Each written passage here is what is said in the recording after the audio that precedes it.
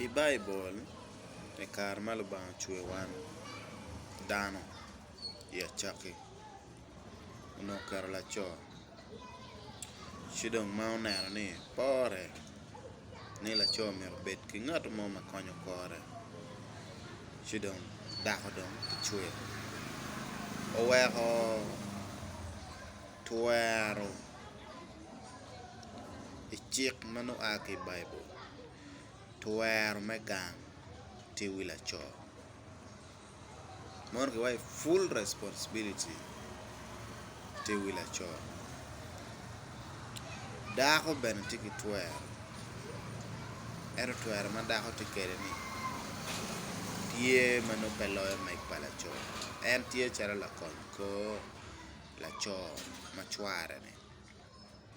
ci dong ka inen koni dic bi bedo tye kit me tic laco no dong pe ti ki kero me taking full responsibility ma mege calo en laco ma nyuti dako sud now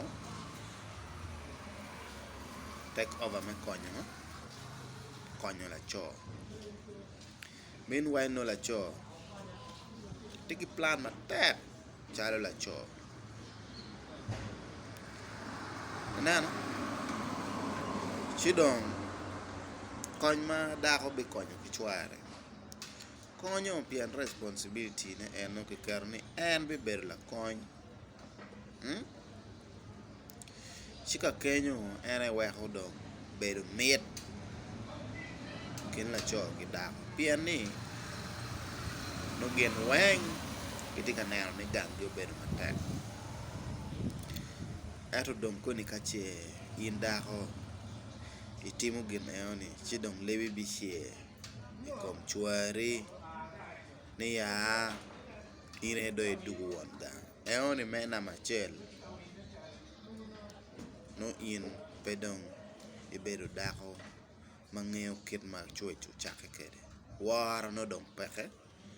i kom lubanga wa ki kom chwari no bene pen cik me Bible in dong pe ti ka lubone ci omiyo laco kede bedi utim gin ma rom kwene i gang ma kamege en pe bi bedo ki lok ni kany ti ka dina pingo an kena pien en ng'eyo ni mono tic ma kamege ki responsibility ma mege malo bang' do be mine eto mon gi pe ka dam eo ni kede dako ti ki lim ni ning ma bene en ng'eyo ni lime ni tye ma bi konyo en ki family ki dako ki laco labonga yela mo eto pien ni twero eo ni lubanga po mini ki ci in iwinyo pol kare mon gi maro kata ki lem mano gi chayo chodo ke nen en ti ka konyo ko chware kon ng'eyo ni obedo part of tiche malo ba ukero en pe yare me konyo laco ci dong ke nen dako koni bi ero ka bolo dok ni ya in laco dong pe ti ka tiyo tichi in bene mire time kija machalo en laco pien eo ni wigi no peke gi pe ki ng'ec eo ni gi pe ki twero eo ni ba tie mer me konyi ci in do iling iwinyo en pete loki ni dako miro nen in machalo in laco chalo dong twero me gang pe bodi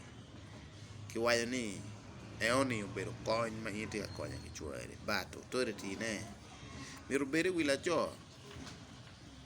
mono en gin matie eno ma keo nen un mon ki cho bedo konye e kinwu in dako ng'e ni in ti ka konyo ko chweri ma responsibility ne tie wi chweri dak bene ke kwanyo ni no ibet ki waro kuni ng'eyo ni lubaya mo keli mel bedo la kony me konyo ko chweri ci un dano ko bedo wi lobo uwo choj mati Bible ya cheki waki chwech palo ba kit ma umiyo twero kede kom wan dano ma wako wek bedo bed mil ci bawar tutwal in dako miri kon chweri tichi enu pe bi weyo ne in laco mir keme ki gangi ni rit chalo laco ki family ni pien luba ukero tich eoni weng with full authority iwi ci eoni mir mako tich matek